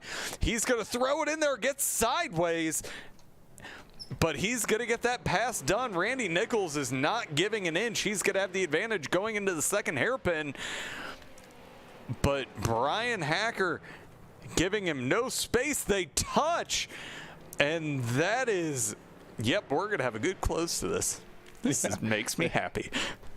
These guys are driving it hard, and Brian Hacker is giving it everything he's got. He's got 7 laps. He's on the back bumper. He wants to get it done now before Dante Curtis can close in on here. Who knows if Dante's just been conserving his tires back there, waiting for this moment right here to happen. And if something happens between these guys, he's able to just sail right on through. Or if these guys use up their tires trying to battle each other, he can sail on through afterwards, hopefully, and have a little bit, not as heated as tires. we have a nudge coming out of the last turn. Brian Hacker is right there on the gearbox of the 69. And these guys, this is going to be a great close. And who's there just biding his time? Dante Curtis. right now, this is everything he wants to see. The only problem is with how hard these guys are fighting, somebody gets turned. He may not have time to clear himself and take over the lead of the race. Yeah, Brian Hacker, I think he's trying to measure him up. He's got to see where he would, all of his lines he ran from afar, but now he's on his back bumper, putting the pressure to him.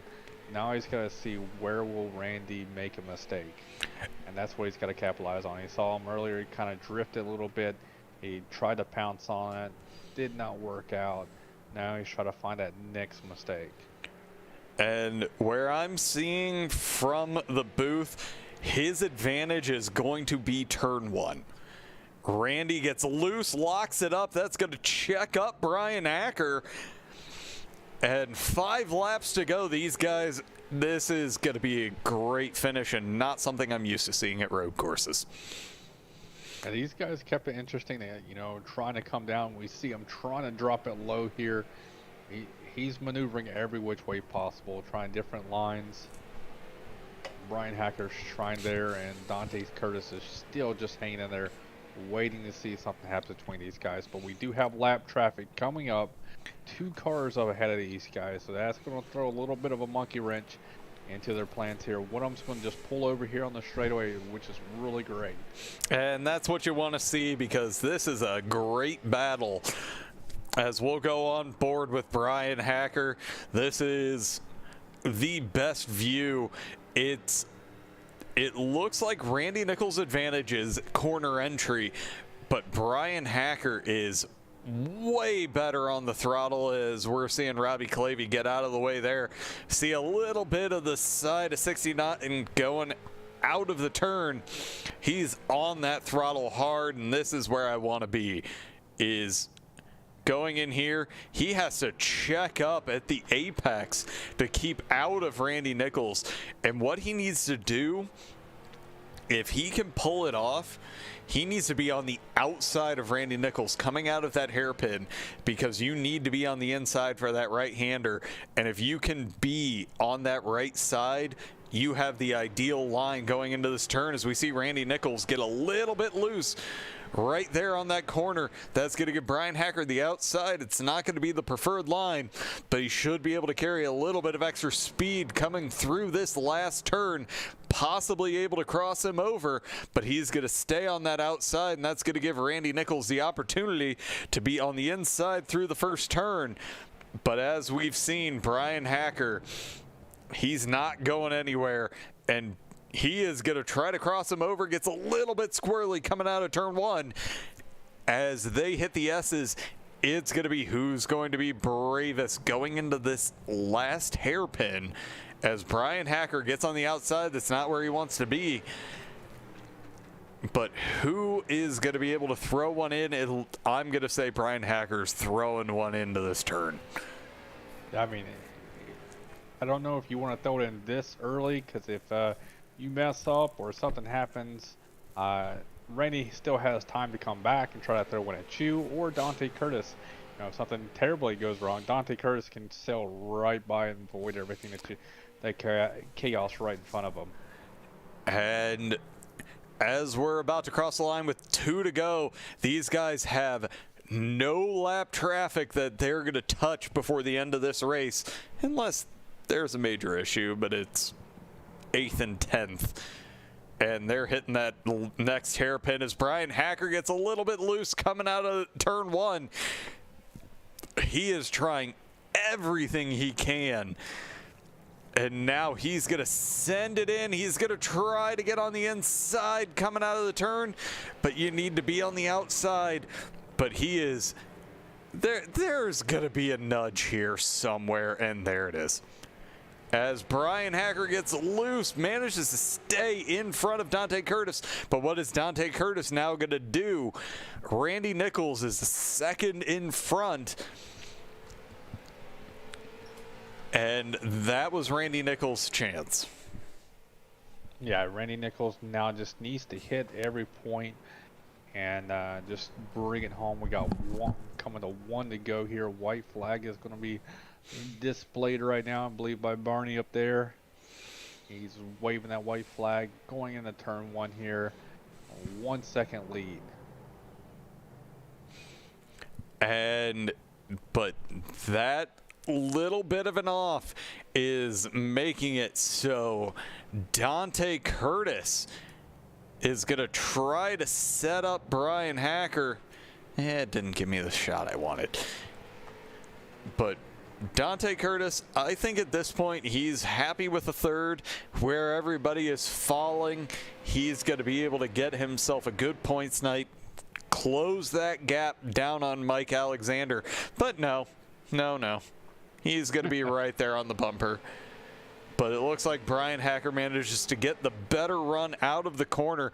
And the worst part is, he is still closing on Randy Nichols as Randy Nichols is coming out of that last turn to go ahead and take the win here. At Tsukuba, and Brian Hacker second, Dante Curtis in third, Mike Alexander fourth, and Will Eastman in fifth. These guys got to go ahead and take that cool down lap, and hey, we still have sun. Well, just a little light. bit. But we had a fantastic finish. I wish it could have been a little bit closer at the tail end there. But I mean, the top three were still all within a second of each other. I mean, it was fantastic. I mean, it didn't probably work out the way Brian Hacker wanted it to, or he thought it was going to happen. As trying to get to the back of bumper of Randy Nichols, and I know he wanted one last opportunity, and just did not happen. We'll talk to him in an interview about it, but first we need to get to the finishing orders, and then we'll pull up Randy Nichols. I'm waiting for it just gave it to me, so everyone has officially crossed the line. So let's go ahead and take a quick run through the field. Randy Nichols is our winner. Unfortunately, gets to start at the back next week. But Brian Hacker in second. Third is Dante Curtis. Fourth, Mike Alexander. Fifth, Will Eastman. Sixth, Adam Gable. Seventh, Travis Hoefler. Eighth, Matt Cook. Ninth, Adam Boltmere. 10th, Rodney Huntoon. 11th, Robbie Clavey. 12th, Kyle Walgreen. 13th, Josh Nelms. 14th, Ryan Johnson. And 15th is Dan Jannon. So, all right, I think it is officially time for us to go ahead and bring up our winner, Mr. Randy Nichols. Once I can find him, there he is. Randy, well, first off, congratulations on the win. Second, how were you just doing through those last 5 laps? Man, I'm shaking. I'm sweating right now. I don't know how I held off Hacker. I was pretty much praying that I could hold him off. I pretty much thought I was cooked. I mean, it was an amazing battle, and honestly, just turned into one of those things to where you have Gary Eschen out there saying that it's boring, and somehow we end up with one of the best finishes on a road course that I think I have ever seen. Yeah, that was I mean, definitely. I know last year when we were at Sonoma, Dante and I put on a pretty good battle there at the end of the race. But man, that was, I think, yeah, that was definitely probably our best road course race ever. I mean, this track is very short, but man, it's almost kind of like the Coliseum where you're constantly working in the car and you never really get time to relax. I mean, you kind of do on that last straight, but even then, we're seeing you snake side to side to break the draft. Like, that just made it to where, yeah, literally for those last, 7 laps, you had no time to just even blink, really. Yeah, I mean, that was, using both mirrors the entire time on that straightaway. Like I said, you're not really getting a break at that point. And, I had to turn the relative box off because I kept looking at it, and that's when I started making mistakes. And then, so I turned it off, and still catching me. And, man, it almost felt like a restrictor plate race where you're using all your mirrors at the same time. And, you got one eye in the rearview mirror and one eye out the front. I got you, man. I mean, you did a fantastic job. I mean, you had a huge lead. What drove you to stay out there the longest there on that last one? I figured, when you saw Brian Hacker drop in, you stayed out 2 more extra laps after that. I figured you would try to come in and try to minimize the undercut these guys had on you. Yeah, I mean, I was kind of looking at the fuel. My biggest thing was just making sure I had enough fuel to make it to the end, because I know I had to cut it short, but I wasn't entirely sure how short I needed to cut it on fuel. So I mean, honestly, I really thought Dante was going to be the one I was going to battle right there at the end. Hacker just did an amazing job tonight by just kind of coming out of nowhere, it seems like, and he made me work for it tonight. And man, I love racing against Hacker. He's a hell of a driver. So I have to ask, because I don't know if you see this, the big difference in how they caught you wasn't the undercut. It actually, you were a little bit slower on pit lane. Were you just kind of taking advantage of that gap you had, or just had some issues? No, I basically wanted to take a little bit extra fuel. I knew building that gap before that final pit stop was going to be crucial. So with that gap, I decided to take a little bit extra fuel just to play it safe. And I mean, I had 2 laps to spare. So, I mean, I think I did pretty good with calling it when I did. I mean, especially because I came out in front of them and was able to hold them off. No, it was a great run. Next week, we're off to the Milwaukee Mile. You get to start at the back. But I mean, that's okay. I mean, it's that track for the street stocks is pretty draft heavy, so I think I'll be okay with starting back there. I mean, it was an amazing run for you tonight. I mean, at the end of the day, you qualified 3rd, but the one time I end up rolling a deep invert happens to be on a track that you don't want anything to do with that. Yeah, man. I mean, what's up with that? We get a full field, you guys roll a 3, then we get like half a field, and you guys roll a 12. Come on, man. Like, it's Josh, man. It's all him. I have nothing to do with the wheel of shame. But yeah, I mean, I knew, once we heard the number, it was going to be like, okay, so I'm going to have to start from the back, and it's pretty much just going to be how fast can I get to the front, and how cautiously I can get up there. And luckily I was able to make some quick passes early on, just kind of following Dante. But yeah, I mean, once we worked through the field, it was pretty much just kind of smooth sailing from there in terms of having to really work past people. So, I mean, Will Eastman, he was putting on a hell of a race, and then same thing with Adam, trying to get by those guys. I mean, everyone in this league is extremely fast, and they're extremely talented. So you just never know who you're going to be battling. Right. No, it's a great run. We get to talk to you first for the 2nd time in a year. Granted, it was the same kind of track each time, but looking forward to seeing what you have next week at the mile. We'll let you get to celebrating. All right, I appreciate you guys, and we'll see y'all next week. All right, take care, sir. User was All right, it looks like we'll go ahead and get Mr. Brian Hacker up here after seeming to be the best person on a long run tonight. Yeah, just not quite good enough, I guess. I mean, it looks like you had it, but that fighting that hard on old tires here is, I have to commend you, because I was kind of thinking it would happen earlier. I didn't think we were going to be able to catch Randy. He came out of the pits about a little over 2.5 seconds ahead of us, and I just wanted to get in front of Dante. And once we got a little gap there with like 15 to go, I was like, all right, we're going to set the brake bias where we need it, and we're just going to go after him. And we actually made the gap up pretty quick, but catching somebody and passing somebody are two very different things.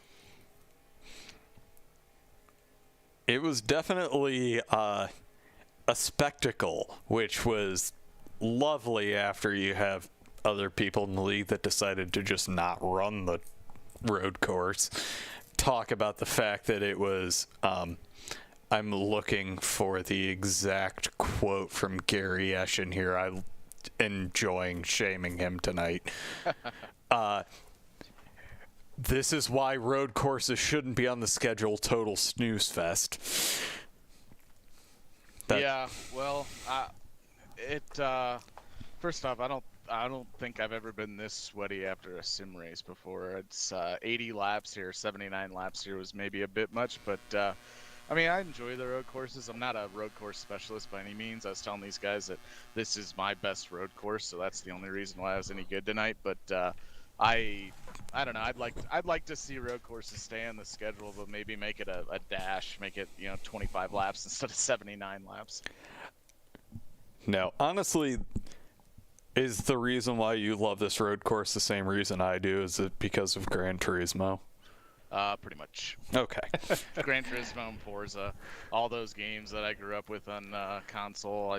I've run, God, I probably run more laps at this track than any other track on any sort of video game.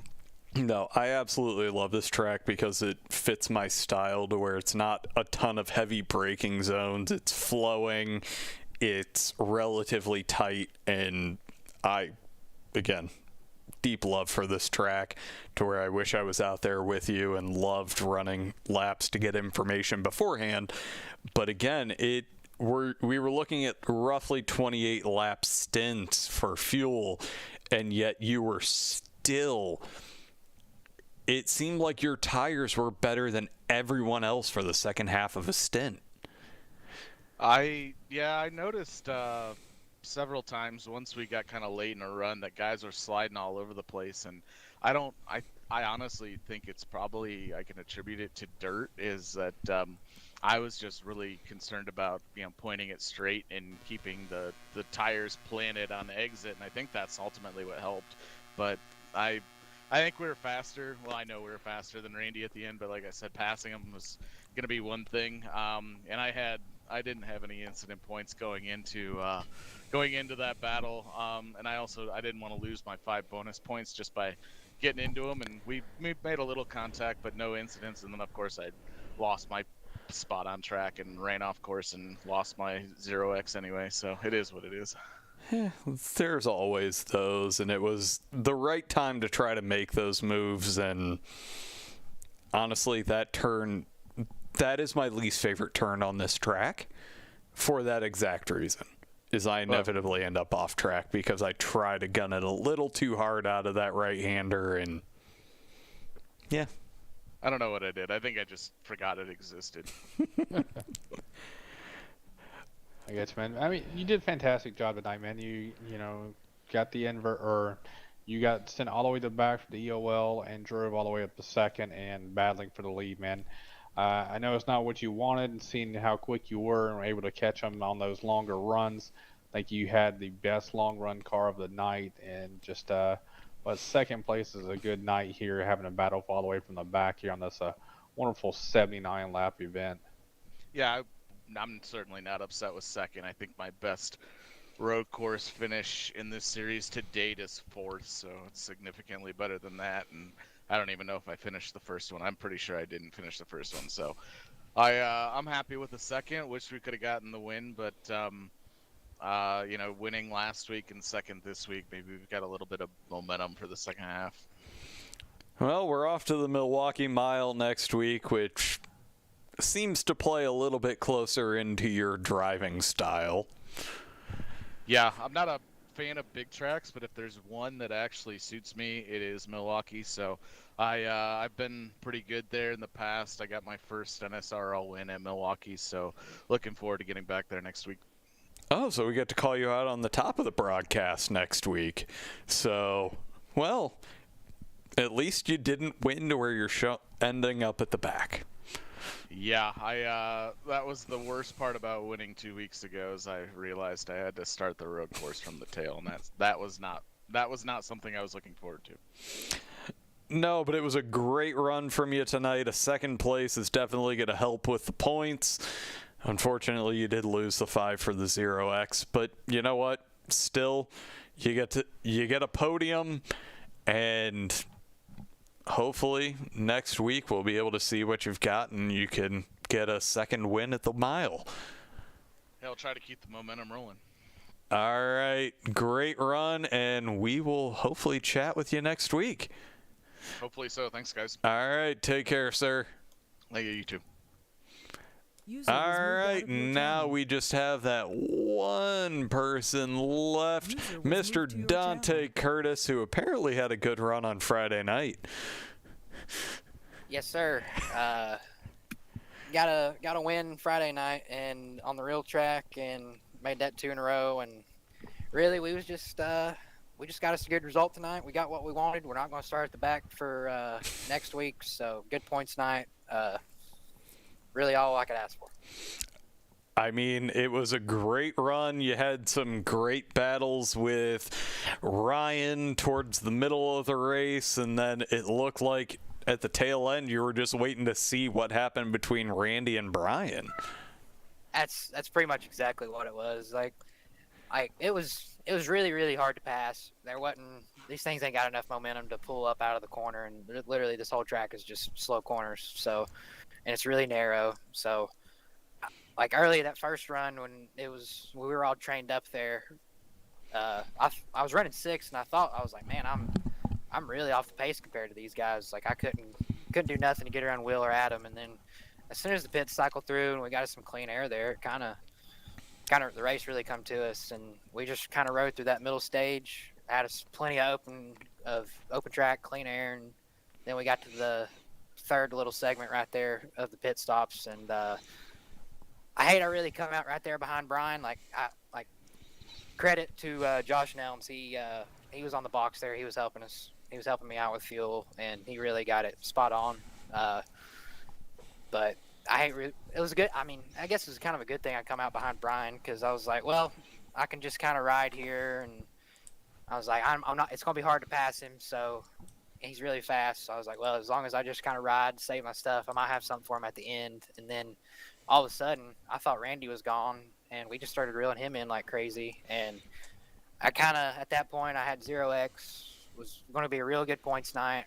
And I was like, well, I know Brian, I know the way they race, and I knew it was, I literally had the best seat in the house. I was just going to sit there and just wait for one of them to mess up and wreck. And I hate it happened the way it did. I thought for sure somebody was going to get run off the track or something and lose a lot of time. But all in all, I can't be, like, those two guys are really, really quick. I'm as happy as I could really be here. I mean, that's what I was saying. Going through the broadcast, is that you're sitting there in third spot, hoping, and one of these guys makes a mistake in front of you, or one of them makes a huge mistake, take the other guy out, and you just sail on by and cruise to the win. But other than that, it was a great points night for you, just sitting there cruising back from the wonderful invert there and get up to third place there, and kind of carve into the little points lead a little bit more on Mike Alexander. Yeah, the points lead, or the point steal is looking really good there. We've got one less race than everybody else, and we're looking at probably taking the points lead here after a good points night. I mean, it was a really good finish. Like I said, I had the best seat in the house. I was hanging out like probably half a second behind them guys, just giving myself enough room if one of them messed up or I didn't hit them and get an incident point or something. And then they started really going after it, and I backed it up even a little more. I thought there was a couple of times that they weren't going to pull out, but thankfully we held on here to a good third place finish. I don't think we had the speed for a third place. I think we just had a better race than these guys. I just kind of saved my stuff there. I really used it up that second run, and I could tell I was losing a lot of time, and Brian really caught me like I was standing still. So that third run, I was just like, I got what I got, 0x, just move on to the next one, and no EOL next week. I mean, we're at the Milwaukee Mile. We've seen you with some strong runs on these flatter tracks. And, I mean, it looks like you're probably going to be the favorite considering, all right, we have the win at New Hampshire. We have the win at Oxford Plains. Yeah, I mean, it's gonna be really good. Like in real life, I race mainly high bank stuff, and I get on here and just these flat tracks. I don't know what it is, like Oxford and Langley and Milwaukee and New Hampshire. I mean, one of these 6 plaques I got sitting here beside me is from Milwaukee, so we've shown we can win there before, and I mean we're the points favorite. We're the points leader. We've finished top 5 just about every race besides the one we got wrecked out of. So, I mean, I'd probably say, yeah, I go in there thinking, yeah, I should beat these guys. I'm probably the favorite here. So, I mean, I really come in tonight, didn't have much practice, and I was really tired from this whole weekend and all what happened. So I was really I wasn't looking forward to this race at all, even though I like road courses, but I don't have any laps here. So it was a challenge, but thankfully, we're just getting back to some left turns next week. And you don't have to turn right outside of the dirt tracks for the rest of the season. Hey, I'm really looking forward to that next dirt track. Hopefully I don't win the race before, or if I do, it'll be okay. But really don't want to get an EOL for that because they're so short and track position's everything. But we really set ourselves up good here for the end of the season. Hopefully nothing comes up and I can make all the races because I'm out of drop weeks. I've missed one and then had a 22nd place finish. So hopefully we can hang on. But before we go, I just got to thank first off, I got to thank Josh Nelms. He helped me get here with the fuel strategy. He was spot on with it. We had plenty of fuel for really anything that happened. Hate all the guys at DCD Racing couldn't be here. One of them's laid up on the beach drunk. Others are tired. One of them said screw road courses. So I have to ask, who was the one drunk on a beach? You know, I'm not going to rat him out. I'm just hoping it's Gary. No, he's not on the team. He's not on the team. So he has his other methods. So it was. I'll let y'all guess who was the one laid up on the beach. He races with us. So. All right. No, just because Gary was in the comments all night. Yeah, I hate he wasn't here. He probably got scared of the road courses, but hopefully we'll see him back next week. He's always fun to race with. Always a good one to talk to. All right. Good finish for you tonight. We'll check to see how the points actually fall, but you definitely got yourself up there. So we'll see what you have for the mile, and we'll probably chat with you next week. Sounds good, guys. We appreciate it. Thank you for the broadcast. Hopefully we'll talk to y'all next week. All right. Take care, sir.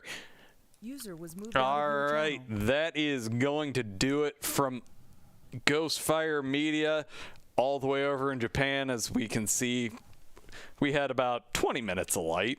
They could still race in this. But at the end of the day, we've got 1 week until we hit the Milwaukee Mile. I'm looking forward to getting back to that oval track racing. And that is going to do it. I'm Josh Laston. That's Adam Wood. And this is the North-South Racing League. Glad to be back. And we will catch you 1 week from now. Thank you for watching iRacing on the Ghostfire Media Network.